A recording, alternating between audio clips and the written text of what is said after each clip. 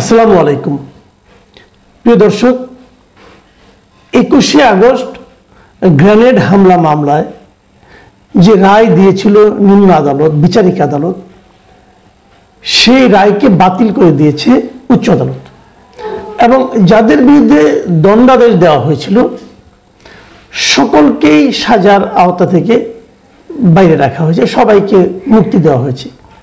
উচ্চ আদালত বলেছে যে নিম্ন আদালত এই মামলাটায় যে অভিযোগ, যে সম্পূরক অভিযোগপত্রের ভিত্তিতে যে তারা যে বিচারটা করেছে সেই বিচারটাই অবৈধ এবং তারা সেটাকে বাতিল ঘোষণা করেছে।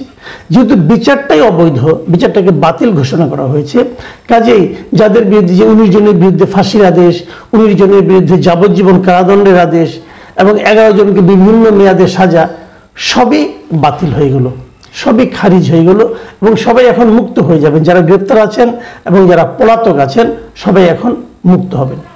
এখন আমি আবার একটু আগের দিকে যাই। ঘটনাটা কি ছিল অনেকে হয়তো জানেন না। এই ঘটনা যখন ঘটেছিল তখন হয়তো অনেকের জন্মও হয় নাই, কারণ এটা হলো আজকে থেকে 20 বছর আগের ঘটনা। 2004 সালের 21শে আগস্ট বঙ্গবন্ধু এভিনিউতে আওয়ামী লীগের অফিসের সামনে আওয়ামী লীগের একটা জনসভা ছিল।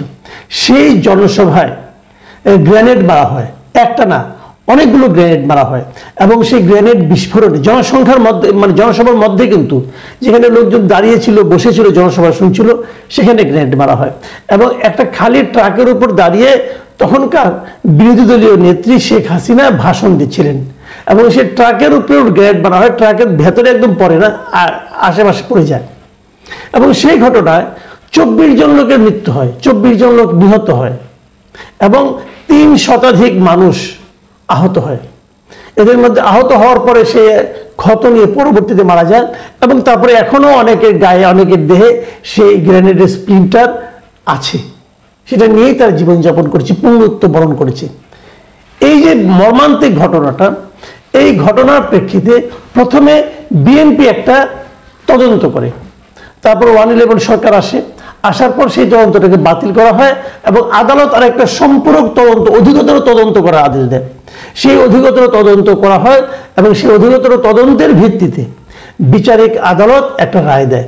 সেই রায় দেয় 2018 সালে এবং 2018 সালে যখন রায়টা দেয়, সেই রায়টা বিচারিক আদালতের রায় কিন্তু সঙ্গে সঙ্গে বাস্তবায়িত হয় না।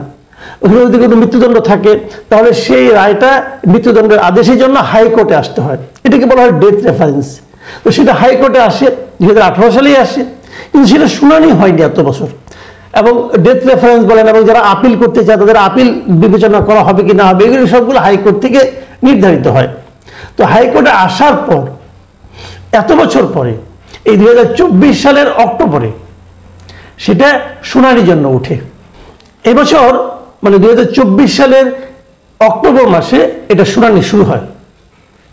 31শে মানে শেখ হাসিনা সরকার চলে যাওয়ার পর, কিন্তু শেখ হাসিনা সরকার তো চলে গেল অগাস্ট মাসে, অক্টোবরে 31 তারিখে সেটা শুনানি শুরু হয়। এই ডেথ রেফারেন্স, আসামিদের আপিল এবং জেল আপিলের উপর হাইকোর্ট এই শুনানিটা শুরু করে। 31শে অক্টোবর থেকে শুরু হয়ে 21শে নভেম্বর পর্যন্ত এই শুনানিটা চলে এবং 21শে নভেম্বর আপিলের উপর শুনানি শেষ হয়। শেষ হওয়ার পর বলা হয় এটা যে কোনো দিন এখন রায় হবে। সেই রায়টাই আজকে ডিসেম্বরের 1 তারিখে হলো এবং 1 তারিখে রায় বলা হলো যে ওই বিচারটাই নাকি অবৈধ ছিল। এই হলো ঘটনা। এখন আমি একটা কথা একটু বলি, সেই জিনিসটা হলো যে এই যে 21 তারিখে 21শে নভেম্বর যেটা শুনানিটা শেষ হলো, এই শুনানি শেষ হওয়ার বলা হলো যে কোনো দিন রায় হবে এখন। এবং এইটুকু নিউজ, 21 তারিখে যে নিউজটা, সেই নিউজের উপর মানুষ কিন্তু তখনই কেন যেন ধারণা করে ফেললো যে কি হতে পারে। আমি কিছু কিছু দর্শকের, কিছু কিছু পাঠকের, কিছু কিছু সাধারণ মানুষের আমি কয়েকটা মন্তব্য আপনাদের এখন পড়ে শোনাবো। এই মন্তব্যগুলো কবে? 21 তারিখের, যেদিন এই ডেথ রেফারেন্স ও আপিলের উপর শুনানি শেষ হলো। এই নিউজটা যেদিন বের হলো, আমি দৈনিক প্রথম আলোর কথা বলছি, দৈনিক প্রথম আলো যেদিন বের হলো, বের হওয়ার পর ওই প্রথম আলো এই নিউজের নিচে 21 তারিখেই কিছু মন্তব্য এসেছিল। আমি সেই মন্তব্য, কয়েকটা মন্তব্য আপনি র্যান্ডমলি নিয়েছি, আমি সেই মন্তব্যগুলো আপনাদের একটু পড়ে শোনাচ্ছি। আমি একটানা নিয়েছি, আমি বেছে বেছে নিইনি। কিন্তু 21 তারিখ রাত্র 8টা 56 মিনিটে প্রথম আলো এই নিউজটা আপ করেছে। মানে 9টার একটু আগে। তারপরে যে কমেন্টগুলো এসেছে, অনেকগুলো কমেন্ট এসেছে, আমি র্যান্ডমলি কয়েকটা কমেন্ট নিয়েছি।